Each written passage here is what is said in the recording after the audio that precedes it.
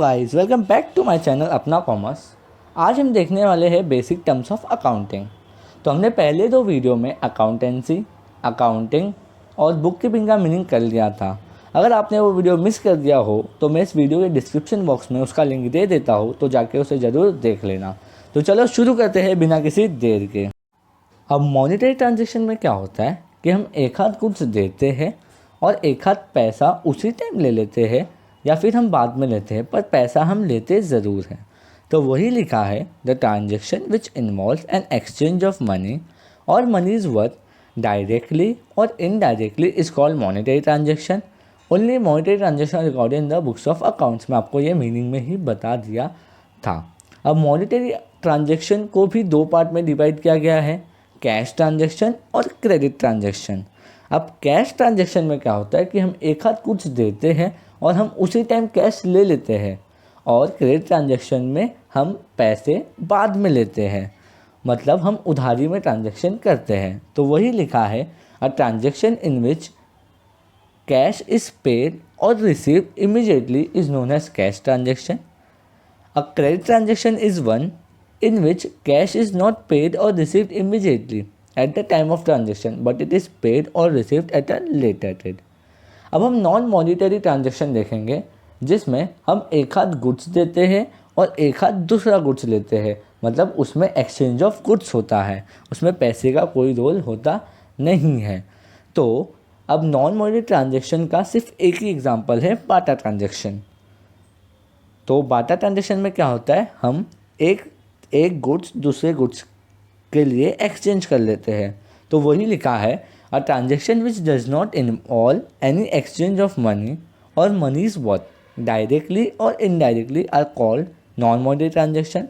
A transaction in which one thing is exchange with another thing is called as barter transaction.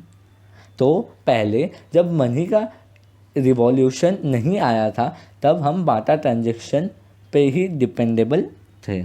चलो हम next term देखते हैं, entry. Recording of business transaction in proper form और method in the books of accounts is called entry. तो जब हम business transaction को books of accounts में एंटर करते हैं प्रॉपर रूल्स एंड रेगुलेशन को फॉलो करते हुए, तो उसे हम एंट्री कहते हैं। तो नेक्स्ट टर्म है narration. A brief explanation of business transaction for which an entry is passed is called narration.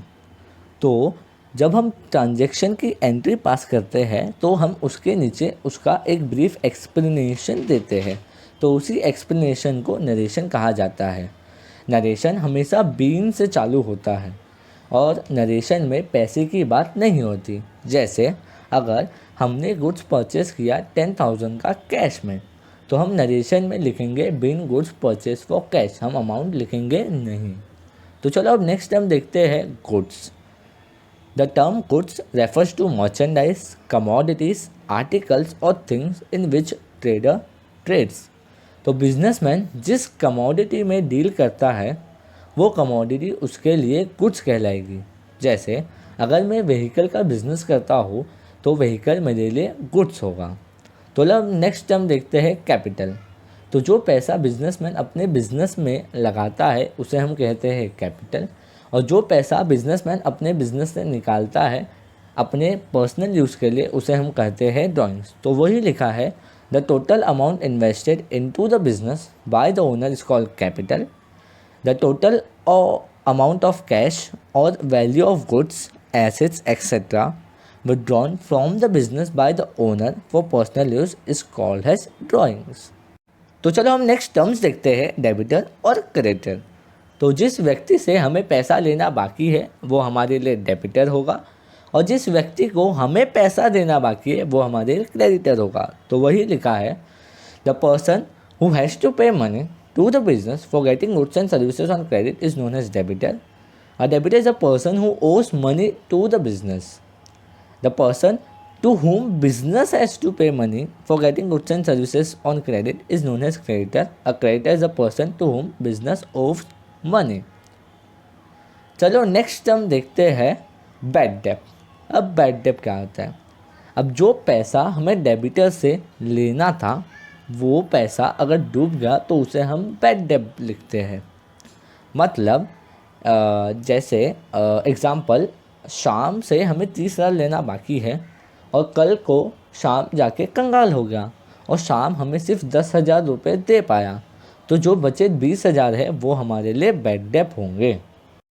तो चलो हम नेक्स्ट टर्म देखेंगे expenditure. An amount spend by the business for any consideration receive by business is called expenditure.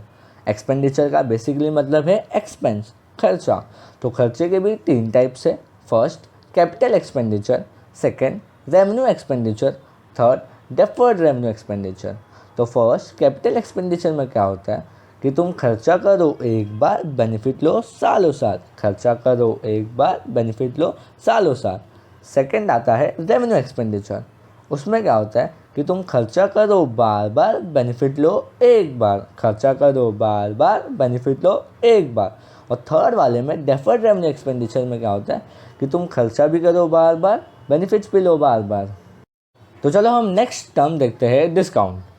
Concession given by a seller of goods to the buyer of his goods is called discount। तो discount basically एक type of benefit रहता है जो seller अपने buyer को देता है। तो डिस्काउंट के भी 2 टाइप्स है, ट्रेड डिस्काउंट और cash discount. Trade discount basically दिया जाता है बायर को क्योंकि वो गुड्स लार्ज क्वांटिटी में बाय कर सके, और कैश डिस्काउंट दिया जाता है बायर को क्योंकि वो इमीडिएट पेमेंट कर सके। तो trade discount is allowed by manufacturer और the wholesaler to the retailer for purchasing good in large quantities और to enable them to sell the goods at least price it is reduce from the bill. It is not recorded in the books of accounts. Trade discount books of accounts में record नहीं किया जाता है। Cash discount is a concession given by the seller to a buyer to pay his dues quickly. Cash discount is allowed when cash is received and is earned when cash is paid. Cash discount is recorded in the books of account. Cash discount को books of accounts में record किया जाता है। Hope आप सभी को ये accounting terms समझ गए होंगे। आज हमने कुल 18 अकाउंटिंग टर्म्स देखे और बाकी के अकाउंटिंग टर्म्स हम नेक्स्ट वीडियो में देखेंगे। और अगर आपको कोई डाउट हो तो इस वीडियो में नीचे कमेंट करें, और अगर आपको ये पीपीटी चाहिए तो आप मेरे टेलीग्राम चैनल पर जाकर उसे डाउनलोड कर सकते हो, जिसका लिंक मैंने अपने डिस्क्रिप्शन बॉक्स में दे दिया है। तो अगर आपको ये वीडियो अच्छा लगा तो लाइक करें, शेयर करें, सब्सक्राइब करें मेरे चैनल को और नोटिफिकेशन बेल क्लिक करना ना भूलें। Till then stay tuned, signing off अपना।